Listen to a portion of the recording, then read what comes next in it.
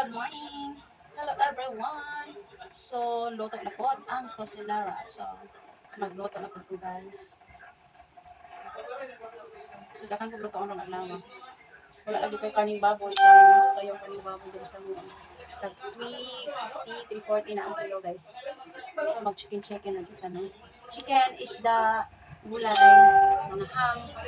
Ano ba siya itong lutuan guys? According mahawa, kaya nga po ang sudan is barato na guys. Affordable na kayo sa mga customers. So, magluluto na tayo. Good morning. So, nagluto ko manok. Nagi-slice na ko into small pieces, guys. Then, ako na siyang gilagyan og pansit o pichay.